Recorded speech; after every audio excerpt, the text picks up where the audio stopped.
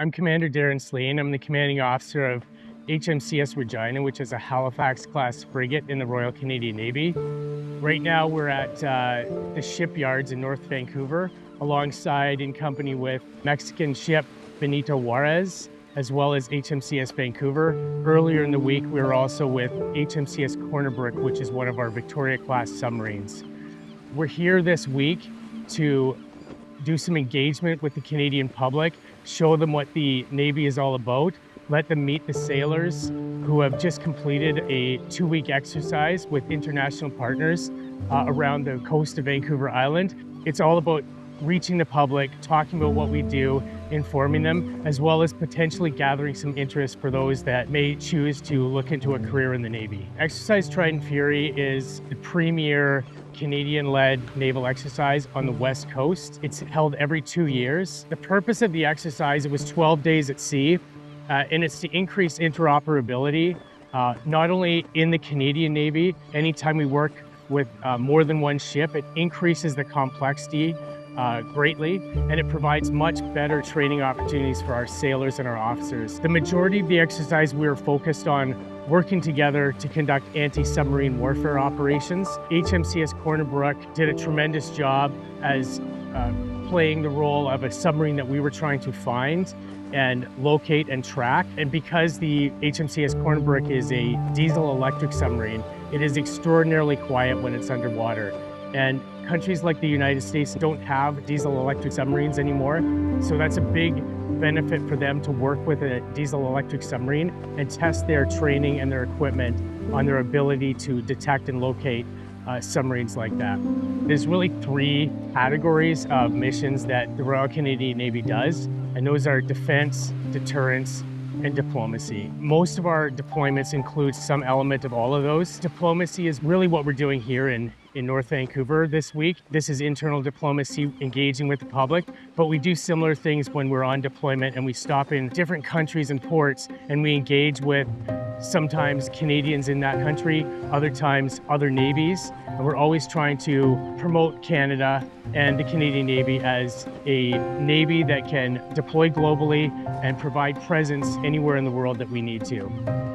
You know, more importantly, is the geopolitical situation in the world now is that we need to demonstrate that we have a credible capability and that we can operate with our partners in order to increase maritime security and maritime safety around the world. This last exercise, Exercise Trident Fury, what I saw there was a group of very professional sailors. There was over 500 Canadian sailors deployed at sea, working with Americans, with the Mexican Navy, and doing it in a way that I've seen over the past many years of my career.